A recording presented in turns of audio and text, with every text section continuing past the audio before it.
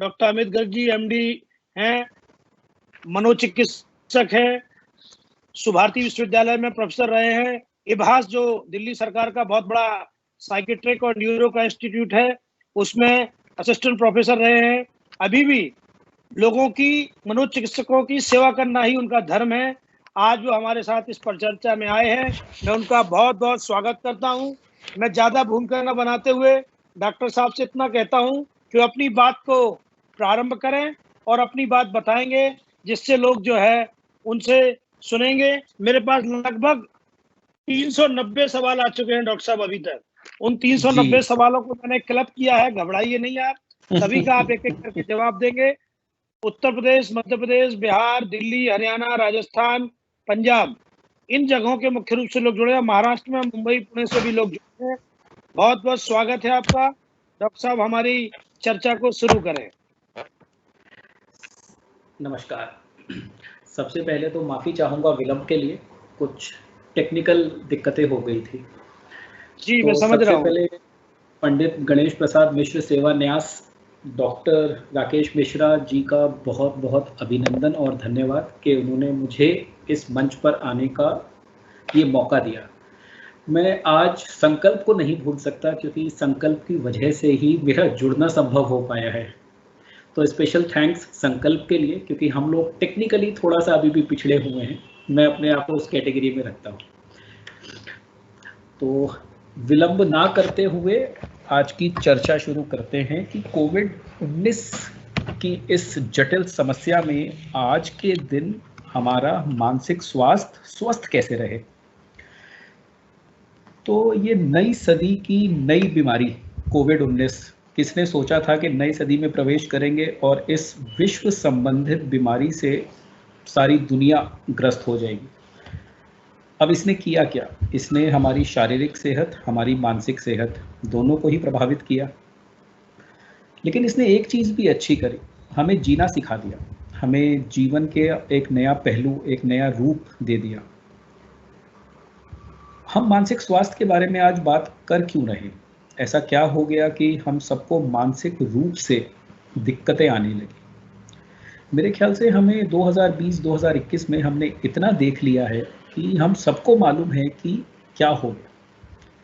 सामाजिक तौर पर हमें बताया गया कि भाई दूर हो जाओ, दूर रहो। क्यों? हमें डर ये लगा कि अरे यदि मैं इनसे मिलता हूँ तो कहीं कोरोना मुझे ना हो जाए। जीवन मृत्यु के सवाल सामने आने लगे कि एक बार कोरोना हो जाएगा तो मृत्यु निश्चित है, इलाज है नहीं। तो वो डर भय में तब्दील हो गया। हम घर में तो बैठे हैं लेकिन भयभीत हैं कि अरे कोरोना हो गया तो मेरे परिवार का क्या होगा, काम धंधा बंद है, पैसा आ नहीं रहा, गृहस्थी कैसे चले। ये एक अलग किस्म का तनाव पैदा हो गया। घबराहट, बेचैनी इस कदर बढ़ गई कि उसने हमें अपने जंजाल में ऐसा घेर लिया है कि हम रोज़मर्रा के जो कार्य हैं उस पर ध्यान नहीं दे पा रहे। तो इस तरीके की तनाव की स्थिति बनी, सामाजिक ताना बाना ऐसा बदला कि हम सीमित होकर रह गए। ना किसी को बात करने के रहे, ना किसी से मिलने के रहे। रही बात बीमारी की, तो ना दवा है ना दुआ है। जिन लोगों से दूर हुए उनसे एक साधन मिला जुड़ने का, मोबाइल, इंटरनेट। लेकिन जुड़ने के बाद अफवाहों का बाजार गर्म हो गया। हर रोज़ मौत की खबरें आने लगी। शमशान घाट, अस्पताल, दवाई नहीं है, ऑक्सीजन नहीं है। हुआ कुछ नहीं, लेकिन इस कदर डर बैठा कि नींद उड़ गई, होश उड़ गए। अब आप ये बताएं, इसके लिए डॉक्टर होना ज़रूरी नहीं है। यदि मैं आपसे पूछूं, जितने मेरे श्रोता हैं, जितने मुझे लोग देख पा रहे हैं, सुन पा रहे हैं कि क्या हुआ, तो मेरे ख्याल से कोई इंसान यहाँ ये नहीं कह सकता कि इसने मुझे प्रभावित नहीं किया। किसी की नींद उड़ी, किसी को बीमारी का डर बैठ गया, किसी ने पूरे पूरे दिन हाथ धोए, कोई निराश हुआ, किसी की सोच नकारात्मकता में बदल गई, तो ये क्या है? तो कहीं ना कहीं वो परेशानी, वो तनाव अब हमारी मानसिक सेहत और उसके चलते हमारी शारीरिक सेहत को प्रभावित कर रही है। हमेशा कहा जाता रहा है कि एक स्वस्थ मन एक स्वस्थ शरीर में वास करता है, लेकिन आज के दिन में क्या हुआ, मन इतना परेशान हो गया, इतना ज़्यादा भयभीत हो गया कि हमारी शारीरिक सेहत को नुकसान पहुंच रहा है। अब यदि कोई मेरे से पूछे कि ये तो एक जनरल सी बात है, तो ऐसे में मैं डॉक्टर होने के नाते किस चीज़ के बारे में आगाह करूँगा? हो क्या रहा है? मानसिक सेहत पर क्या असर पड़ रहा है? तो यदि अब विज्ञान की बात की जाए तो मानसिक बीमारियां आज के दिन में चरम पर है। क्या क्या? नींद का ना आना, को नींद आने में दिक्कत हो रही है। दूसरा, अनचाहा डर एंजाइटी डिसऑर्डर्स को जन्म दे रहा है। हताशा, निराशा, नकारात्मकता ये उदासीनता की बीमारी को जन्म दे रही है। घबराहट, बेचैनी एंजाइटी डिसऑर्डर्स को लेके आ रही है। बार बार हाथ धोना, बार बार अनचाहे विचार आना, बीमारी का डर लगा रहना, ये हाइपोकॉन्ड्रियासिस और ओसीडी को जन्म दे रहा है। अभी जब ये महामारी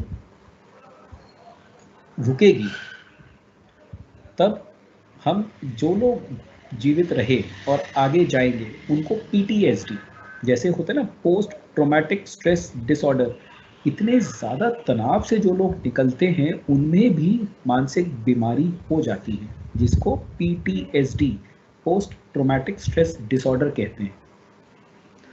अनिद्रा की शिकायत, वो अनिद्रा की शिकायत निद्रा की बीमारी बन सकती है, जो मैंने अभी बताया। और जिन लोगों को पहले से ही मानसिक बीमारी रही है उनके लक्षणों में इजाफा होना देखा जा रहा है।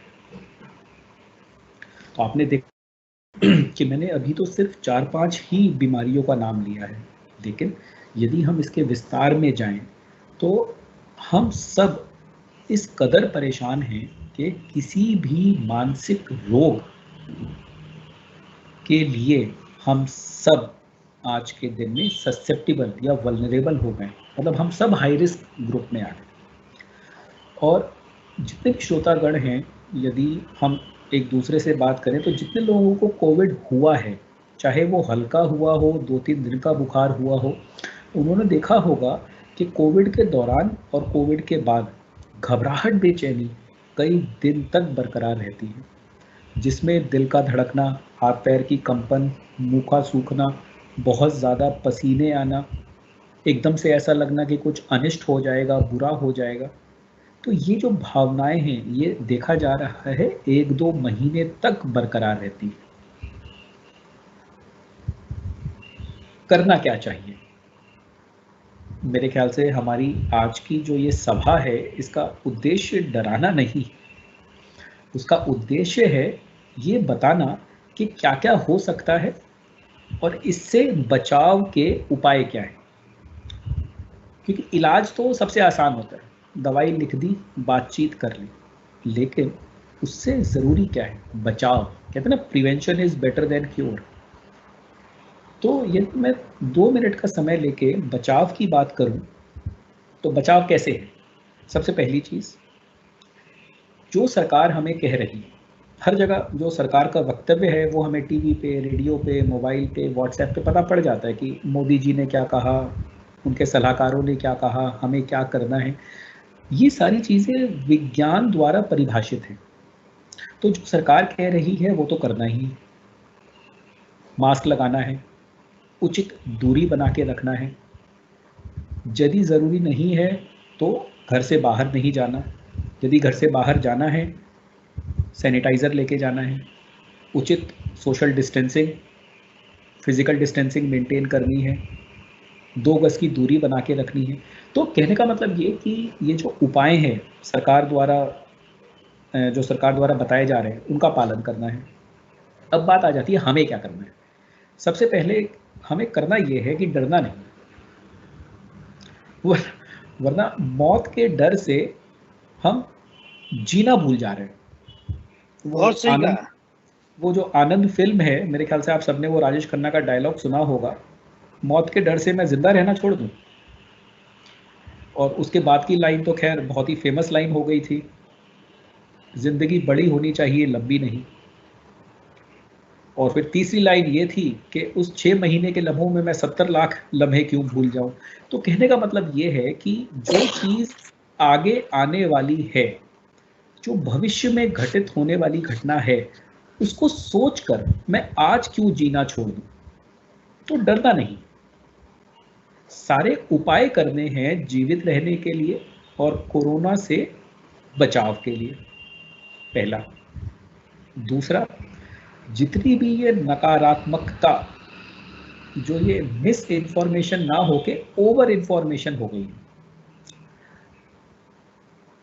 आपने सुना होगा कि हमें उतनी ही जानकारी होनी चाहिए जितनी हमारे लिए ज़रूरी है जी। जब हमें उससे ज़्यादा जानकारी मिलने लगती है तो कहीं ना कहीं हमें वो दुख देने लगती है।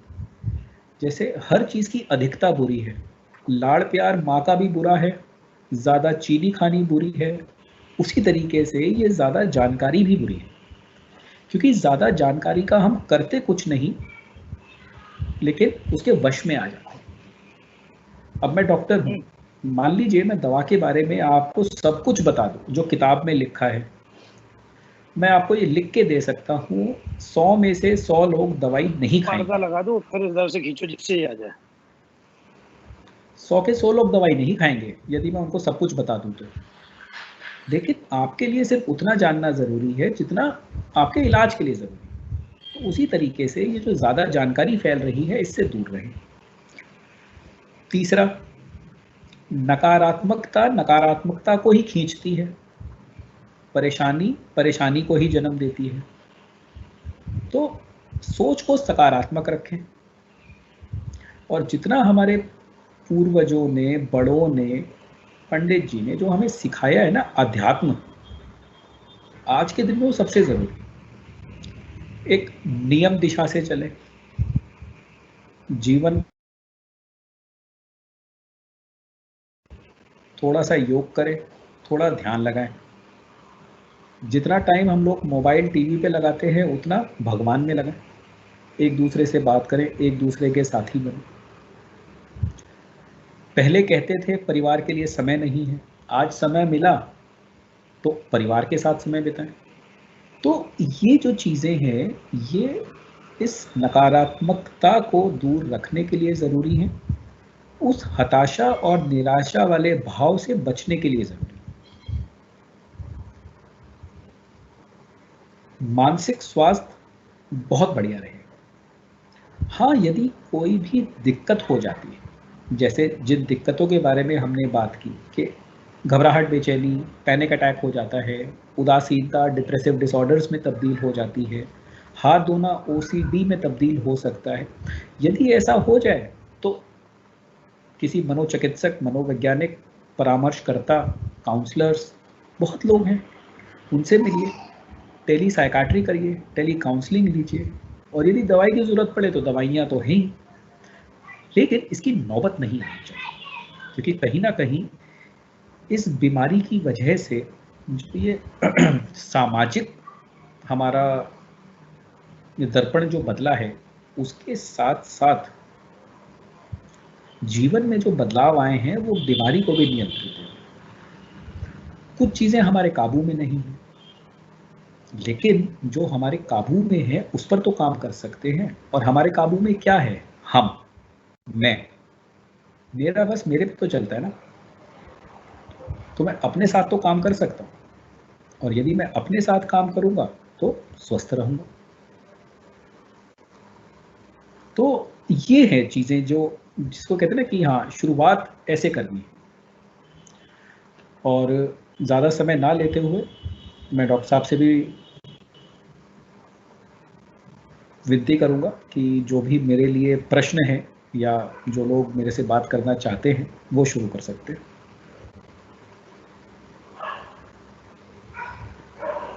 डॉक्टर साहब, आपने संक्षेप में भूमिका अच्छी रखी है साइकियाट्रिक के रूप में, जो करना चाहिए।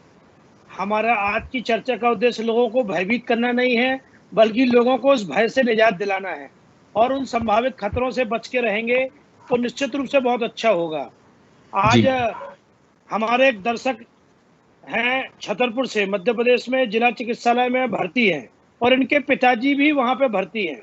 ये बहुत मजेदार बात बता रहे हैं कि आज समाज कोविड काल में भावना विहीन समाज होता जा रहा है। आपके माँ पिता भाई लोग छूने से डर रहे हैं, परिवारजन के लोग अस्पतालों में देखने मिलने से दूर, फोन पे बात करने से डर रहे हैं कि कहीं हमको किसी काम के लिए बुला ना लिया जाए। WHO ने कोविड मरीज के प्रति ऐसी भावना, वेस्टर्न कल्चर भर दिया है कि लगता है कि सब को बिल्कुल अकेला रहना है, कोई अटेंडेंट अंदर नहीं रहेगा, ऐसी स्थिति है। किंतु 1 मई से वहां पे भर्ती हैं, और ये बड़ी मजेदार बात लिखते हैं कि इनको तो 4 दिन में ठीक हो गए। इनके पिताजी जो है 77 वर्ष के हैं, उनको प्रॉब्लम है, उनकी देखभाल के लिए वहां पे हैं। तो देखते हैं कि मरीज गिर पड़ते हैं, कोई दवाई देने नहीं आता है, उनको पीने का पानी होते हुए नहीं पीते हैं। क्या वास्तव में इतनी छुआछूत आवश्यक है? आखिर डॉक्टर तो वहां काम ही कर रहे हैं। ये कोई मानसिक बीमारी है या WHO के अनावश्यक गाइडलाइन है? वेस्टर्न कल्चर में तो माँ बाप को भूल जाते, हम हिंदुस्तानी कैसे अपने मरीज को छोड़ सकते हैं? ये नरेंद्र मिश्रा जी का बहुत वाजिब सा सवाल है, जिसमें पूरी चर्चा केंद्रित है।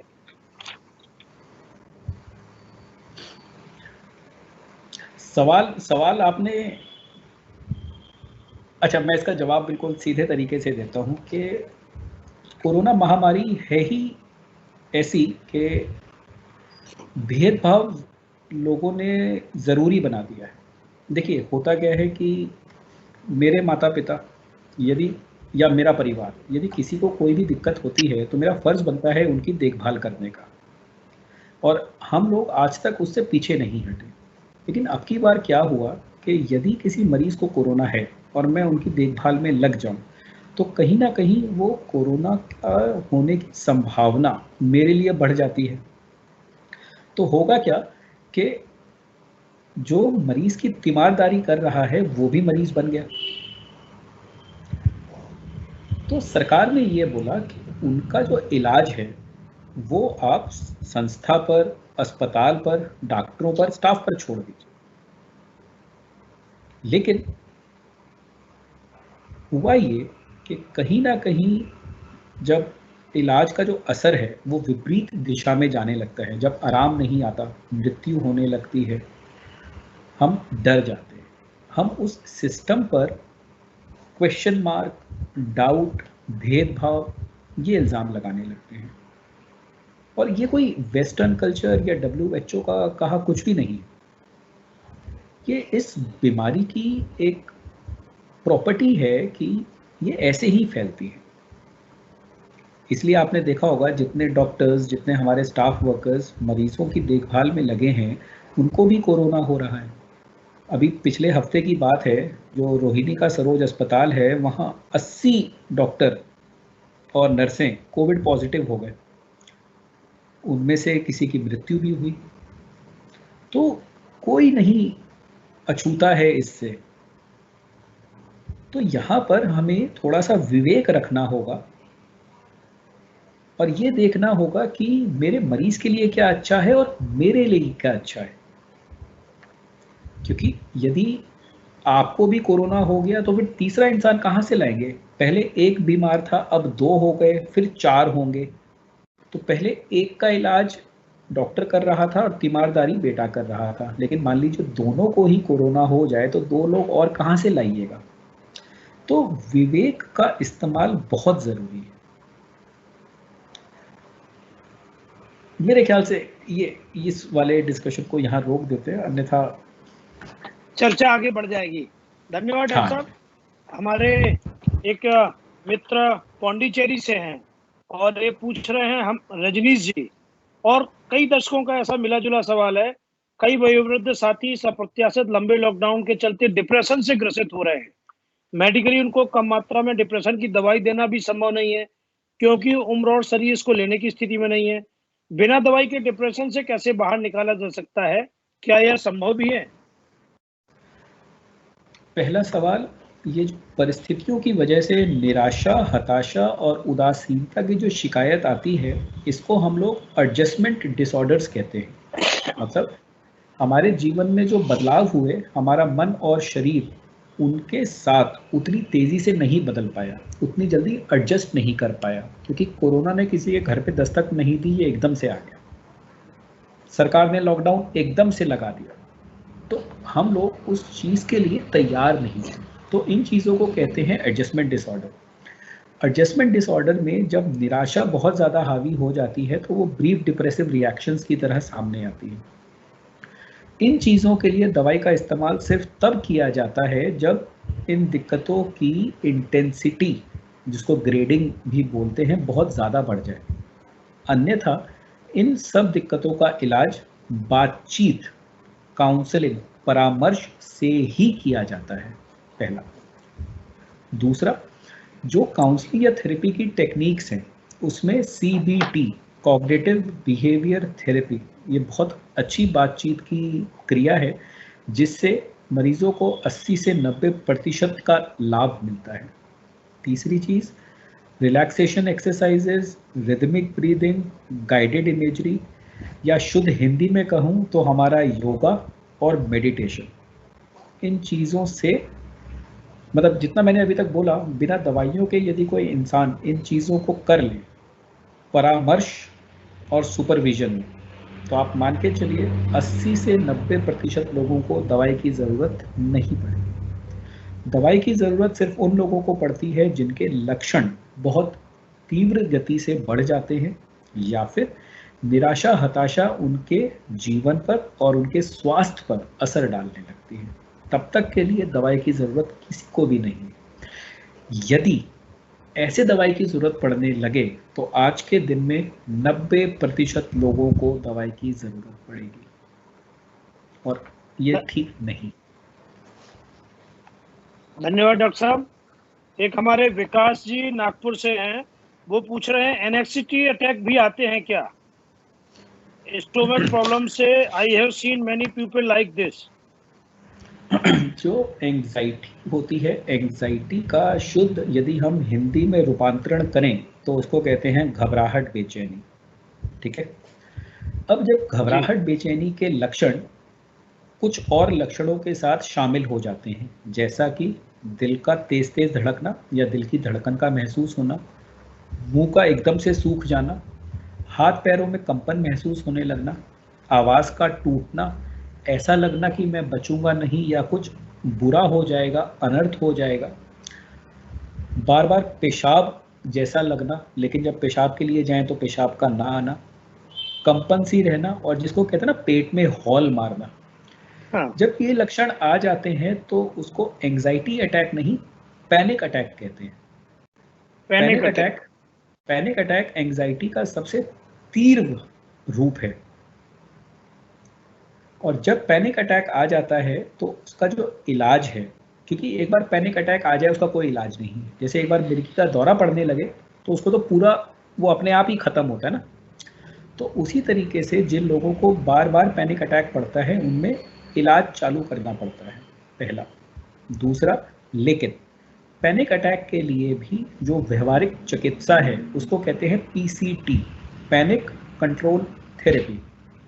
मैं ये आपको इसलिए बता रहा हूँ क्योंकि ज़रूरी नहीं है कि हर चीज़ के लिए दवाई चालू की जाए। तो दवाइयों के साथ साथ विचार विमर्श और व्यवहारिक चिकित्सा, ये चीज़ें भी पैनिक अटैक और एंग्जाइटी डिसऑर्डर्स में काफ़ी अच्छा काम करती हैं। धन्यवाद डॉक्टर साहब। एक हमारे ग्रामीण क्षेत्र के अनेक दर्शक लोग प्रश्न पूछ रहे हैं। श्री राम रिछारिया धवर्रा से हैं, क्या कोरोना वैक्सीन लेने से एवं कोरोना का ट्रीटमेंट लेने के बाद किसी तरह के मानसिक रोगी होने की आशंका होती है? कई लोग सोशल मीडिया, व्हाट्सएप पे गांव में अफवाह फैला रहे हैं कि इससे पेट खराब होता है, दवाई आती है, दवाई ठीक नहीं है और इससे बुखार आता है। तो इस तरह की धारणाओं से भी लोग भयभीत हैं और घर में घुस गए हैं। कई बार आंगनबाड़ी कार्यकर्ताओं को मार तक रहे हैं लोग जो प्रचार करने जा रहे हैं। मैं इस सवाल का जवाब देने के लिए उपयुक्त नहीं रहूंगा, लेकिन फिर भी जितना जितना मेरी डॉक्टरी नॉलेज है उसके हिसाब से,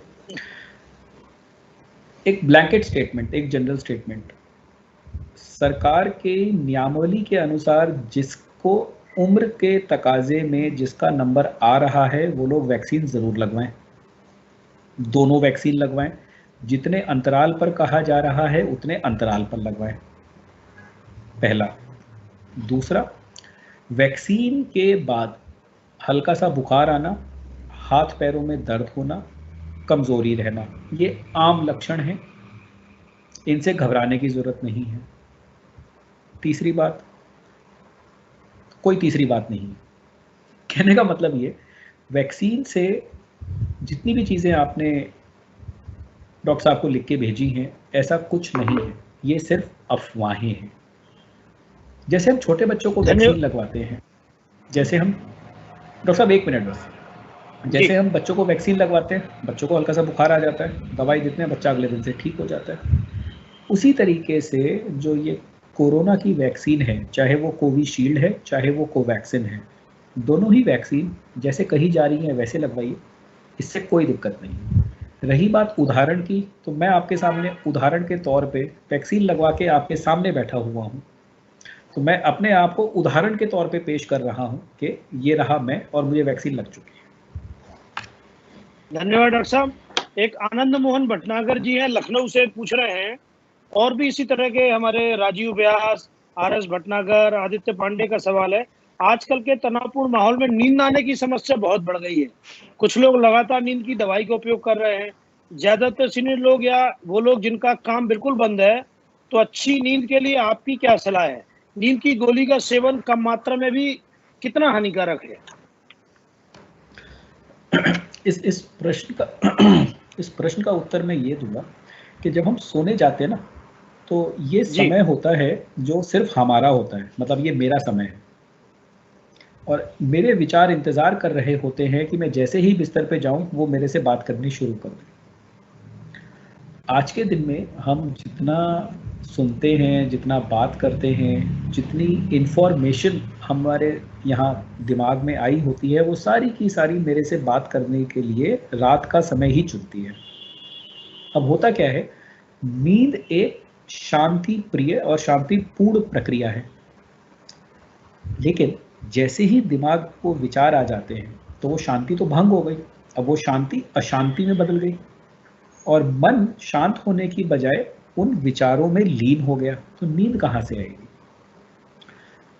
हम जी रहे हैं 21वीं सदी में, तो हमें हर चीज़ का उपाय ऐसे चाहिए कि मैं लेटूं मुझे नींद आ जाए। ऐसा होता नहीं, और हम वो पुरानी चीज़ें भूल गए।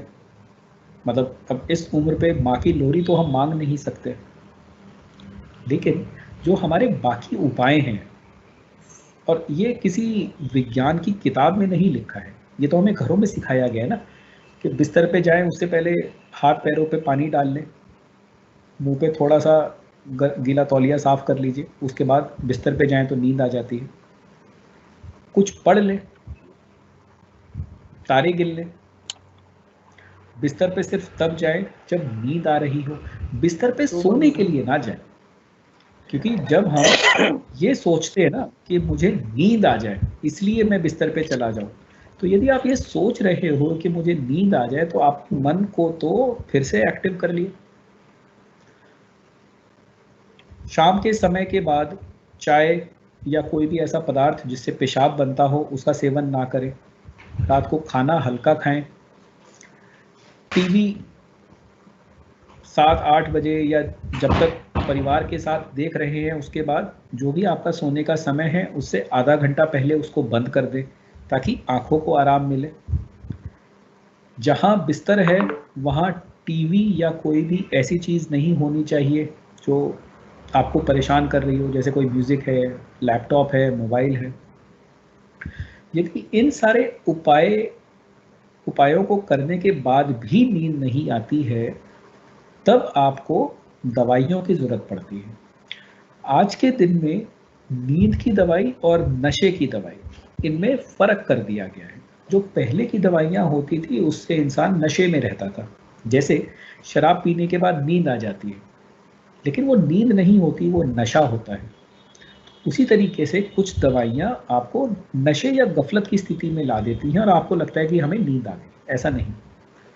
तो आज के दिन में बहुत सारी दवाइयाँ ऐसी हैं जो सिर्फ नींद लाने में मदद करती हैं, और जब आप एक बार उठ जाते हैं तो किसी भी किस्म की गफलत या नशे की स्थिति नहीं रहती है। परंतु ऐसी दवाइयों का उपयोग कम से कम करना चाहिए, डॉक्टरी सलाह के बिना नहीं लेनी चाहिए, और लगातार लेने से उसकी आदत पड़ सकती है और दिमाग पर असर आ सकते हैं। इसीलिए आपके सवाल का दो या छोटा सा जवाब, कम से कम मात्रा, कभी कभी, और डॉक्टरी सलाह के बिना नहीं।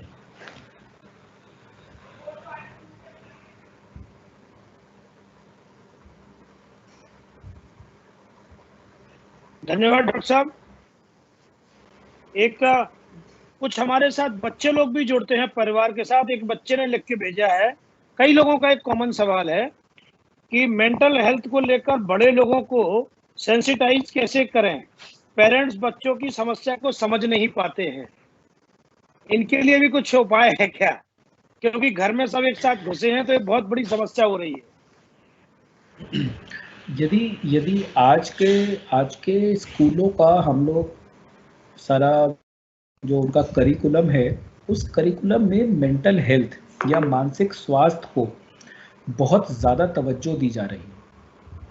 अब जैसे ये सवाल मेरे से जिन्होंने भी पूछा है, यदि मैं उन तक वापस पहुंच पाऊं तो उन्होंने भी देखा होगा कि स्कूलों के करिकुलम में अब किताबों से ज़्यादा आर्ट पर, फिज़िकल एक्टिविटी पर ज़्यादा जोर दिया जाता है।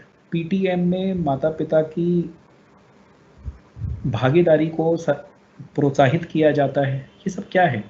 ये सब एक वो जो जनरेशन गैप वाली चीज़ें हैं उसको कम करने की कोशिश है। रही बात हम सब जो ये घर में इकट्ठे हो गए हैं, तो हमें जो ये दिक्कत पेश आती है स्वभाव को लेकर, बिलीव्स को लेकर, या मैं उसको नहीं समझता, वो मुझे नहीं समझ पाते, इन सब चीज़ों को लेकर, तो मेरे ख्याल से ये सिर्फ और सिर्फ परिस्थिति की वजह से है।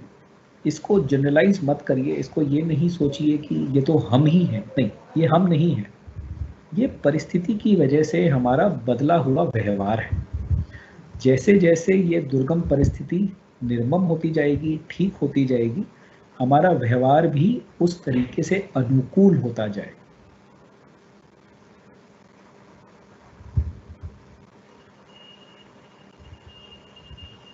तो हमें हर चीज़ को जनरलाइज नहीं करना है। जो परिस्थिति की वजह से बदलाव है, वो परिस्थितियों के ठीक होते होते वो व्यवहार में भी जो बदलाव है वो भी ठीक होने लगे। तो इसके लिए एकदम से, जिसको कहते हैं ना नी जर्क रिएक्ट, इसके लिए एकदम से डॉक्टर के पास या किसी काउंसलर के पास जाने की ज़रूरत नहीं। और आज के दिन में जो स्कूल का करिकुलम है, जो नए नए स्कूल के करिकुलम आ रहे हैं, वो मानसिक स्वास्थ्य पर बहुत ज़्यादा ध्यान दे रहे हैं। इसीलिए हर स्कूल में काउंसलर्स और स्पेशल एजुकेटर्स अनिवार्य कर दिए गए हैं। धन्यवाद डॉक्टर साहब। एक और इसी प्रकार से जुड़ा हुआ सवाल है कि कोविड पेशेंट में इंसोम्निया देखा गया है, ऐसे में क्या करना चाहिए? ये इंसोम्निया का मतलब होता है अनिद्रा, और अभी मैंने ही इंसोम्निया के ऊपर आपको सारी चीज़ें बताई थी, दोबारा बता देता हूँ। यदि कोविड पेशेंट में किसी भी किस्म का मानसिक स्वास्थ्य से संबंधित कोई लक्षण है, तो हमारी जो प्राथमिकता है वो कोविड का इलाज है, इन लक्षणों का नहीं। क्योंकि कोविड के बीमारी के बारे में अभी भी वैज्ञानिकों को बहुत कम पता है। तो क्या दवाई किस तरीके से असर डालेगी शारीरिक, जब तक इसका चयन नहीं हो जाता तब तक के लिए दवाइयों का उपयोग कम से कम रहना चाहिए। और ये कोविड में अनिद्रा है, तो जो हमारे कफ सिरप आते हैं, जो खांसी को रोकने वाले सिरप होते हैं, बहुत सारे सिरप ऐसे होते हैं जिनसे नींद आती है। तो हम लोग क्या करते हैं, उन्हीं दवाइयों का इस्तेमाल करते हैं, तो उससे दवाई एक रहती है, असर दो आ जाते हैं। आपको आपकी खांसी में भी आराम पड़ जाता है और उससे आपको नींद भी आ जाती है। तो मुझे किसी और दवाई को इस्तेमाल करने की ज़रूरत नहीं पड़ती। धन्यवाद डॉक्टर साहब, आपके इतने अच्छे जवाब हैं कि सबको पूरी तरह से संतुष्ट कर रहे हैं। बच्चों में खास करके इन सवालों की बड़ी ज़रूरत है। एक हमारे दूसरा सवाल इसी विषय से है कि आज बच्चों में तीसरी लहर का डर है। टीवी में और समाचारों में लगातार आ रहा है कि बच्चों के लिए कोई वैक्सीन भी नहीं बनी है। ऐसे में उनकी रोग प्रतिरोधक क्षमता को कैसे विकसित कर सकते हैं? सामान्य खान-पान से और क्या अधिक बदलाव कर सकते हैं? ऐसा सुझाव दीजिए। ये कई माताओं ने हमसे प्रश्न पूछा है, महिलाओं ने, कि हमें डॉक्टर साहब इस विषय में मार्गदर्शन करें। पहली चीज फाइजर का बच्चों की वैक्सीन का फेज 3 स्टार्ट हो गया है। तो इसका मतलब ये कि जैसे 18 साल से ऊपर वाले लोगों की वैक्सीन आ गई है और लग रही है, उसी तरीके से कुछ दिनों में बच्चों के लिए भी वैक्सीन आ जाएगी। तो विज्ञान पे भरोसा रखें, धीरे धीरे की भी वैक्सीन आ रही है, पहला। दूसरा, जो हमारी क्षमता है इन्फेक्शन से लड़ने की, वो हमारे शारीरिक स्वास्थ्य पर निर्भर करती है। और शारीरिक स्वास्थ्य को तंदुरुस्त रखना कैसे करें? अच्छा खाना पीना, जितने विटामिन मिनरल्स की बच्चों को ज़रूरत है वो खाने पीने से पूरी करिए। खाने पीने से पूरी नहीं होती है तो विटामिन सी, जिंक, हर चीज़ है मल्टीविटामिन, बच्चों को वो दीजिए। बच्चों का जो इम्यूनाइजेशन है, जो नेशनल इम्यूनाइजेशन प्रोग्राम है, उसके अंतर्गत जितनी भी वैक्सीन हैं उम्र के अनुसार वो बच्चों को लगवाइए। फिजिकल एक्टिविटी, व्यायाम, एक्सरसाइज ज़रूरी नहीं है कि हम बाहर जाके करें, घर में भी की जा सकती हैं। आप टीवी खोलते हैं, टीवी पे सबसे पहला कार्यक्रम कोई ना कोई आपको योगा करते हुए दिख रहा था, बच्चों को वो करवाइए। बच्चों को घर में बिजी रखिए, उनका फिजिकल एक्टिविटी ये सब करवाइए। तो बच्चा शारीरिक तौर पर स्वस्थ रहेगा तो उसकी इन्फेक्शन से लड़ने की क्षमता भी तो बढ़ेगी।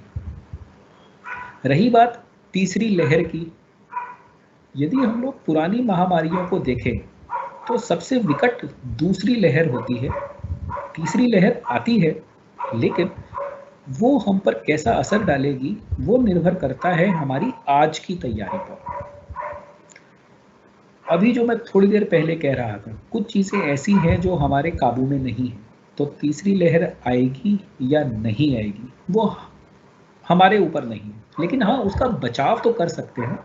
और इसके लिए एक छोटा सा उदाहरण, जब बारिश आती है तो क्या हम ऊपर देखकर बादलों की तरफ भगवान जी को कोसते हैं? नहीं ना। हम क्या करते हैं? छाता खोलते हैं, अपने आप को भीगने से बचाते हैं और चल पड़ते हैं। तो उसी तरीके से यदि कोविड की तीसरी लहर वर्षा बन के आती है तो हमारे हाथ में क्या है? छाता खोलना ही तो है। तो हमें वो बचाव रखने, कोविड की तीसरी लहर आएगी या नहीं आएगी वो बात का प्रश्न है, हमें तैयारी आज करनी है। तो डरिए नहीं। जो वैक्सीन के बारे में बात है उसका ट्रायल शुरू हो गया है, और जो हमारी प्रतिरोधी क्षमता है बच्चों की, वो उनके शारीरिक स्वास्थ्य पर निर्भर करती है। तो बच्चों का खाना पीना, व्यायाम, अच्छी निद्रा, अच्छा माहौल, साफ सफाई, ये ज़रूरी है। धन्यवाद डॉक्टर गर्ग जी। हमारे एक दर्शक हैं और वो मेंटल हेल्थ पे काम करने वाले हैं, श्रीमान संजय शर्मा जी। पेशे से वो एडवोकेट हैं, लेकिन कोई भी व्यक्ति उनको ऐसा मानसिक रोगी मिल जाता है, सड़क चलते लोग मांगने वाले मिलते हैं, किसी का कोई परवरिश करने वाला नहीं है, उनके लिए वो मदद जाके करते हैं। वो कहते हैं कि कई लोग ऐसा करते हैं कि मानसिक संतुलन डिस्टर्ब होता है, तो घर परिवार के लोग उसको गोलियां देके सुलाने का काम करते हैं या उनसे बचने के लिए उपाय करते रहते हैं। तो क्या घर के लोगों की भी कुछ नैतिक जिम्मेवारी बनती है, या आप ऐसी कोई संस्था बताएं जहां ऐसे लोगों को दाखिल कराया जा सकता है, क्योंकि अस्पताल लोग भी ऐसे लोगों को ज्यादा देर तक देखते नहीं है। कुछ मानसिक चिकित्सालय जो स्थायी रूप से लोगों को रख सकें, भर्ती कर सकें, ऐसा कोई पता हो तो हमारे दर्शकों को बताएं। नहीं, आज के दिन में मानसिक रोग का इलाज बहुत दूर आ चुका है। पहली चीज़, मानसिक रोग से डरना नहीं है। मानसिक रोग का इलाज पूरी तरीके से संभव है, और जिस चीज़ का इलाज संभव है उसमें मैं 1 मिनट आपसे 1 मिनट में समझाऊँ।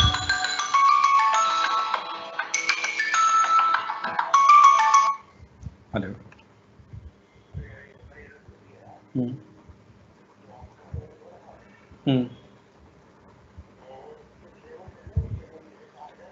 अभी 6 दे दो।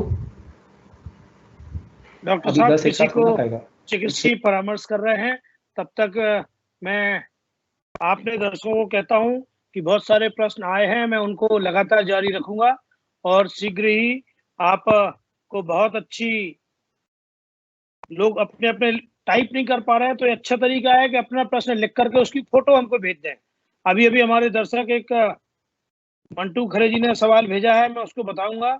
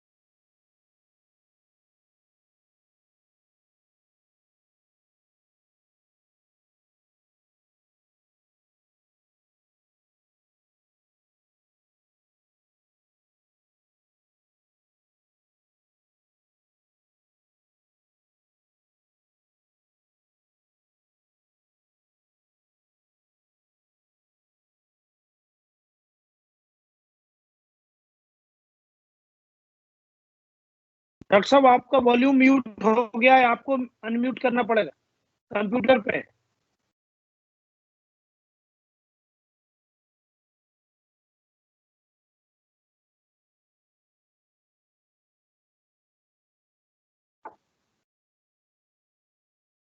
डॉक्टर साहब आप अनम्यूट करिए अपने को, नीचे की तरफ जो स्क्रीन में दिख रहा है।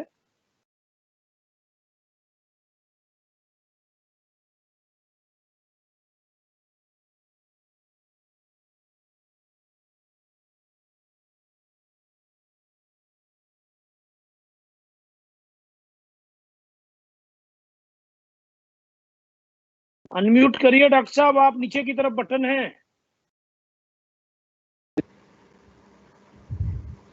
जी सर धन्यवाद। मेरी आवाज आ रही है? आ रही है डॉक्टर साहब, ये चर्चा बहुत महत्वपूर्ण, लोग हमको पीछे से गुस्सा होने लगते हैं। हाँ सर, मैं ये कह रहा था कि माफी चाहूंगा, मेरे भाई साहब ना कोविड की वजह से अस्पताल में भर्ती है, तो अस्पताल से नहीं फोन आया नहीं, था। हर डॉक्टर की कॉल बहुत इंपॉर्टेंट है और आप डॉक्टर लोग ही भगवान है इस समय, इसलिए मैं वो नहीं कह रहा हूँ सर। जी हाँ, जी। तो हाँ मैं ये कह रहा था कि हम लोग इलाज में, मानसिक रोग के इलाज में बहुत आगे आ गए। जी। आज के दिन में कोई भी मानसिक रोग है, चाहे वो कॉमन मेंटल इलनेस है या सीवियर मेंटल डिसऑर्डर्स है, उनका पूरा इलाज संभव है। ज़रूरी है समय से अस्पताल पहुंच जाना या समय से मानसिक रोग विशेषज्ञ के पास चले जाना। यदि इलाज करा लिया जाएगा तो व्यवहार उस कदर तक खराब नहीं होगा कि वो इंसान घर में या समाज में ना रह पाए। ऐसी नौबत तब आती है जब बीमारी हावी हो जाती है, बीमारी अपने चरम पे पहुंच जाती है। पहला। दूसरा, ऐसे अस्पताल जहां मरीजों को लंबे समय के लिए रखा जाता था, अब ऐसा नहीं होता। जो मानसिक रोग या मानसिक रोगियों का इलाज है वो मेंटल हेल्थ केयर एक्ट के अंतर्गत आता है। उसमें यदि हम किसी भी मरीज को भर्ती करते हैं तो वो मरीज अपनी मर्जी से भर्ती होगा और 30 दिन ज़्यादा से ज़्यादा उसको अस्पताल में रखा जाएगा, उसके बाद उसकी छुट्टी कर दी जाएगी। यदि किसी मरीज को ज़्यादा लंबा रखना होता है तो उसके लिए अनुमति कोर्ट से लेनी पड़ती है। तो आज के दिन में इतना आसान नहीं है किसी को लंबे समय के लिए अस्पताल में भर्ती करा देना। लेकिन ये अत्याचार नहीं, ये इंसान के राइट्स, या जैसे वकील साहब ने सवाल पूछा तो ये ह्यूमन राइट्स प्रोटेक्शन के लिए है। रही बात इलाज की, तो जितनी भी मानसिक बीमारियां हैं उनका पूरा इलाज है। इंसान इस कदर तक ठीक हो जाता है कि वो अपनी जिम्मेदारियों का निर्वहन कर सके और समाज में जो उससे अपेक्षित है उस पर खरा उतर सके। और रही बात ये लॉन्ग टर्म वाली चीज़ें, तो कुछ मरीजों को ज़रूरत होती है जिनका इलाज अस्पताल में ही रख के लंबे समय तक किया जाए, तो उसके प्रावधान अलग हैं, लेकिन वो सिर्फ 5 या 6% लोग होते हैं। बाकी सबका इलाज ओपीडी बेसिस पे पूर्णतया से संभव है। धन्यवाद डॉक्टर साहब। मिर्जापुर से हमारे दर्शक पुष्पेंद्र जी हैं और भी उनके साथी लोग हैं। वो कहते हैं हमारे बड़े भाई साहब 6 साल से तनाव में रहते हैं, कभी कभी पड़ोस वाले को भी दुश्मन मानने लगते हैं, घर वालों के ऊपर भी अटैक कर देते हैं कई बार। ऐसे मरीजों को कैसे बचाया जा सके या उनका कोई इलाज करने की जरूरत है? कभी कभी वो ठीक होते हैं तो इतना बढ़िया रामचरितमानस बोलेंगे, गीता का पाठ करने लगेंगे, पता नहीं चलता है डिसऑर्डर कब हो जाता है उनका। अच्छा, इस सवाल को मैं फिर से, यदि मैं इस टाइम किसी से रूबरू हो रहा होता, मतलब कंप्यूटर के माध्यम से नहीं, आमने सामने, तो मैं उनसे पूछता कि जब हम घर बनवाते हैं तो हम लोग भूकंप की तैयारी क्यों करते हैं? भूकंप तो कभी कभी आते हैं, लेकिन जब भूकंप आएगा तब घर गिर जाएगा ना, तो उसकी तैयारी उस टाइम नहीं कर सकते जब भूकंप आएगा, और भूकंप दरवाज़ा खटखटा के नहीं आता। उसी तरीके से मानसिक रोगी को नहीं पता कि कब लक्षण आएंगे, लेकिन यदि एक बार लक्षण आ जाते हैं तो मानसिक रोग विशेषज्ञ से मिलिए, उनका इलाज करवाइए। इलाज के 2 पहलू होते हैं, ठीक करना और ठीक रखना। जैसे मिर्गी का इलाज होता है ना, यदि मिर्गी का दौरा पड़े तो आप मिर्गी के दौरे का इलाज नहीं करते, आप इलाज करते हो कि आगे मिर्गी का दौरा ना पड़े, इसलिए 3 साल दवाई खिलाई जाती है। उसी तरीके से यदि मानसिक रोग के लक्षण हैं तो उसका इलाज यदि चालू कर दिया जाए तो फिर आगे जाके उस लक्षणों के आने की संभावना बहुत कम हो जाती है।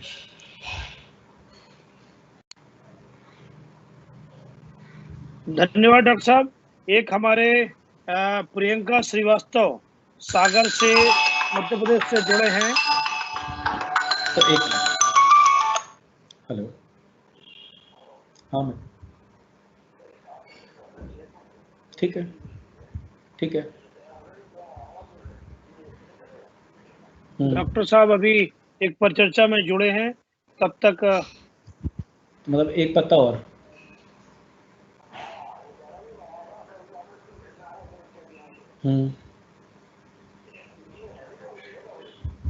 हाँ, थोड़ी सी आगे वाली दवाई है। आज नहीं, हमारी इस परिचर्चा में अनेक लोगों ने बड़े महत्वपूर्ण सवाल पूछे हैं। नहीं, उसको बस यही दे आप। नहीं, नीचे ही उसको देनी है, विनय नगर का नाम लिख के चली जाएगी ऊपर। ठीक है।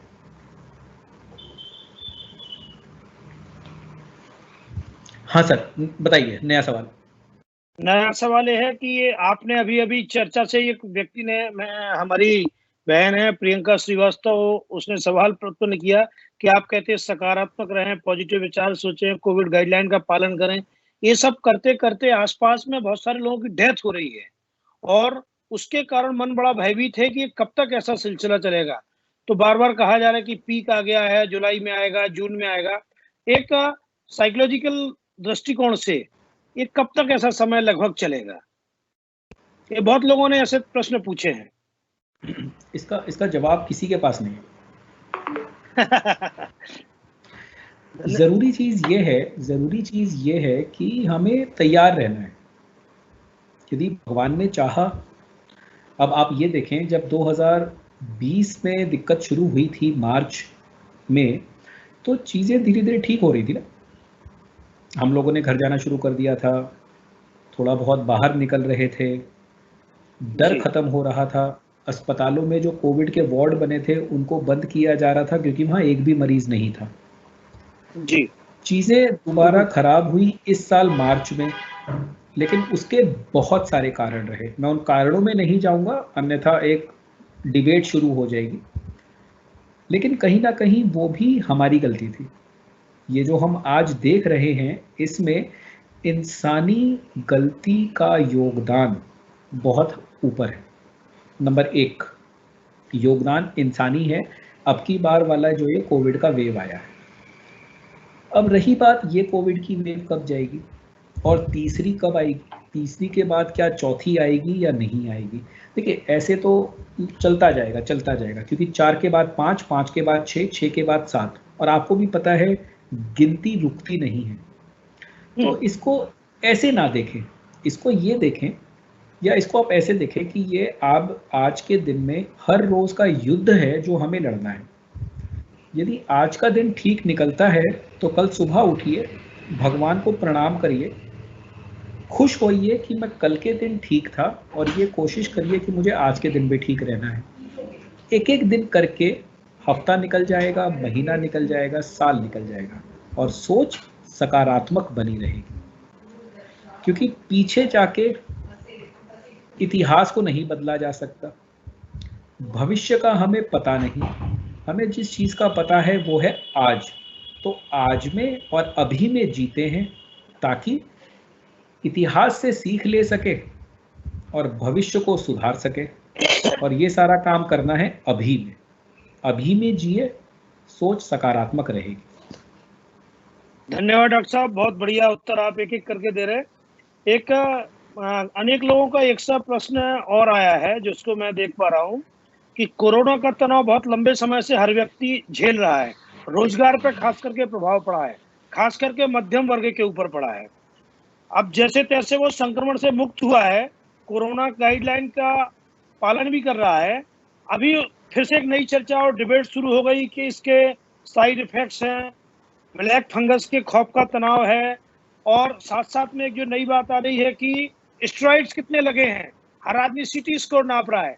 इन चीजों के चर्चा के रूप में कहीं रोक होना चाहिए क्या? और ये ब्लैक फंगस वगैरह की चीजों से लोग और भयभीत हो गए हैं।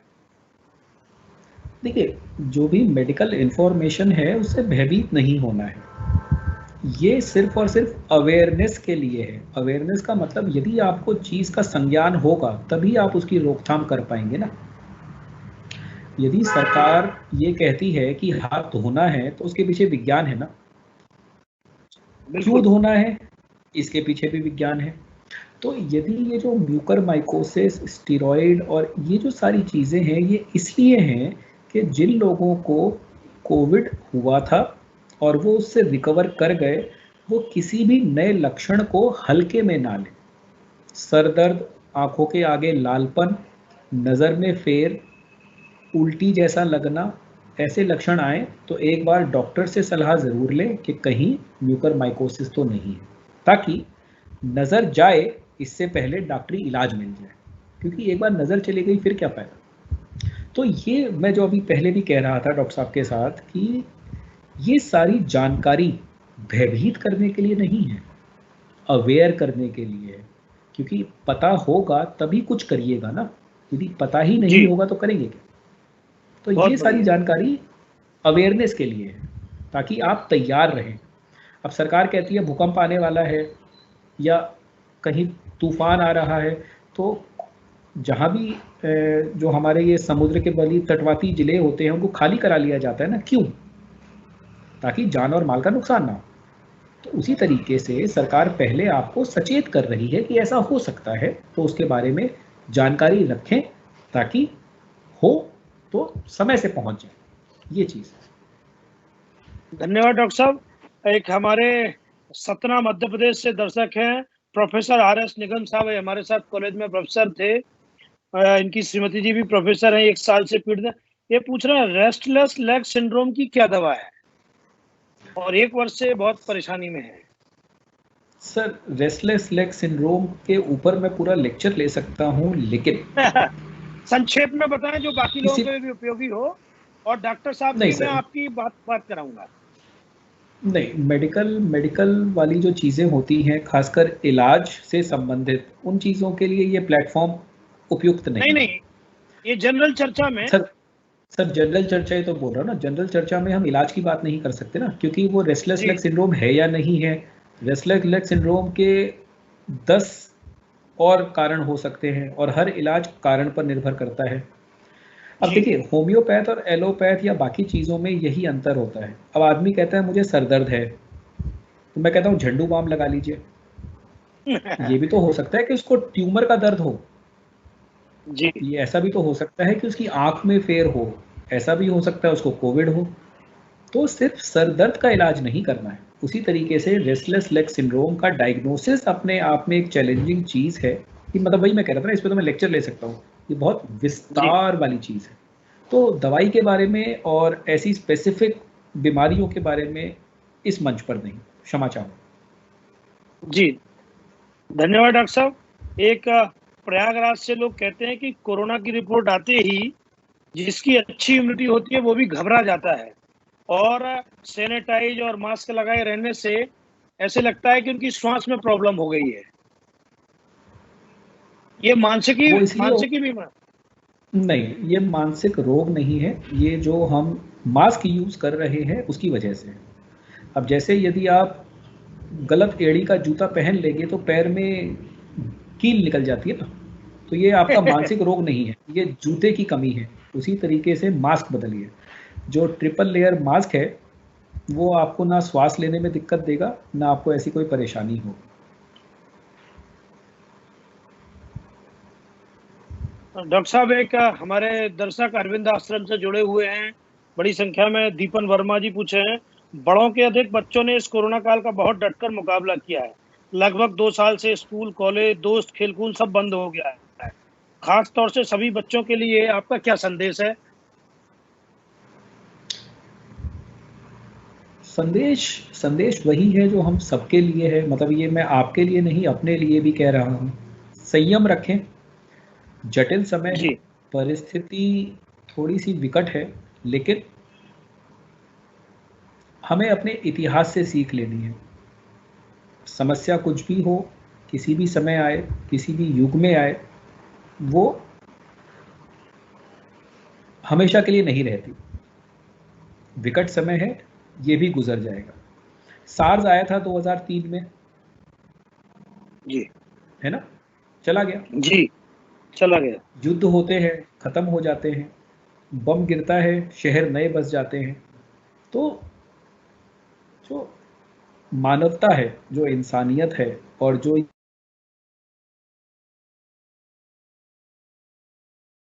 जीतेगी, चाहे परिस्थिति कितनी भी विकट हो। तो सिर्फ थोड़ा संयम रखिए, अपने ऊपर थोड़ा विश्वास रखिए, एक भरोसा रखिए। पहले भी हुआ है, अब भी हो।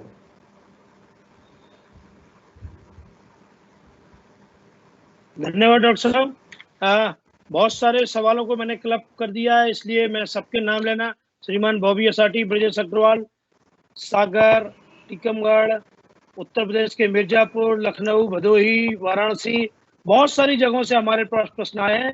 ऐसा हम कह सकते हैं कि पूरे देश से लोग इस चर्चा में जुड़े हैं। मुंबई से हमारे रामदास उपाध्याय जी जुड़े हैं, चेन्नई से हिमांशु जुड़े हैं, विदेश से भी हमारे कुछ दर्शक जुड़े हैं जो रेगुलर पंडित गणेश प्रसाद मिश्र सेवान्यास की चर्चा में आते हैं। मैं अपने सभी दर्शकों को भी धन्यवाद करता हूं।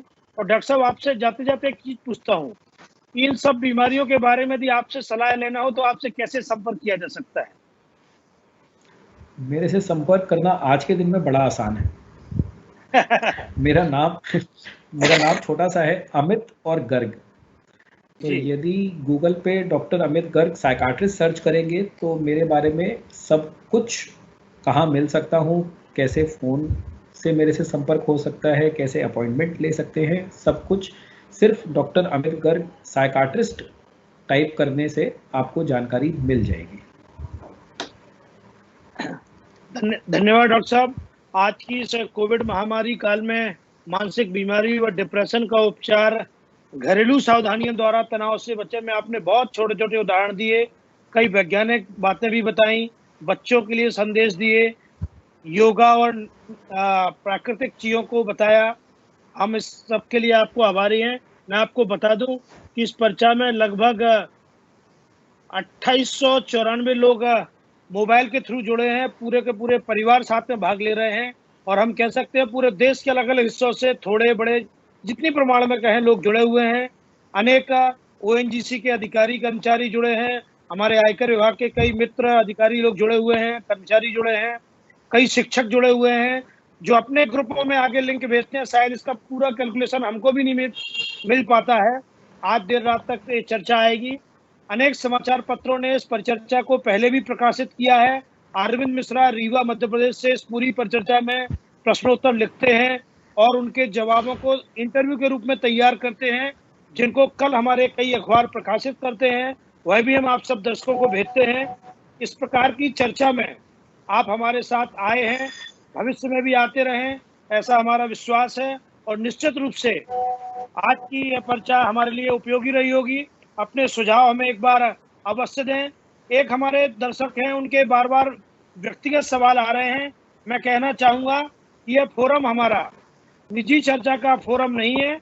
हम व्यक्तिगत बीमारी है तो डॉक्टर साहब से अलग से चर्चा करें, लेकिन सामूहिक चर्चा में हमारे सभी पत्रकार मित्रों, मीडिया के, इलेक्ट्रॉनिक मीडिया, प्रिंट मीडिया के साथियों ने जो भाग लिया है, न्यास की सचिव श्रीमती आशा रावत की तरफ से मैं सबका हृदय से धन्यवाद करता हूं।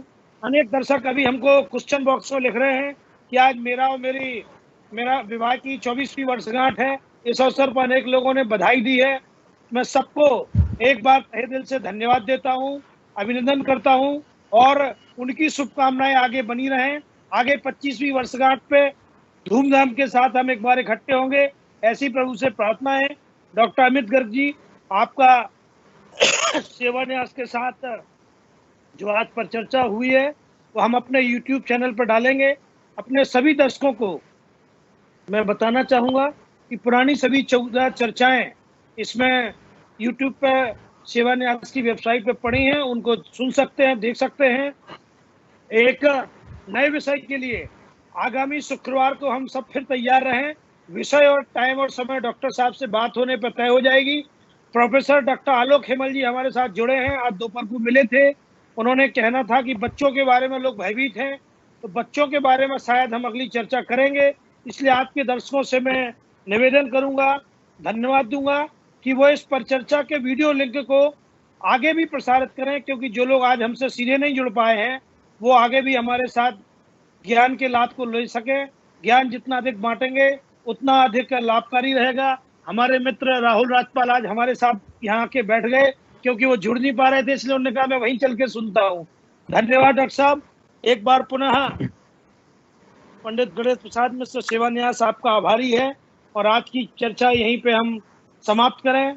सभी का विनम्रता पूर्वक धन्यवाद करते हुए मैं आज की परिचर्चा यहीं समाप्त करता हूं। आईटी टीम के संकल्प, रंजीत जी, विनीत रावत, अरविंद मिश्रा, प्रवीण नायक, सबका मैं हृदय से धन्यवाद करता हूं। बहुत बहुत धन्यवाद। नमस्कार। नमस्कार।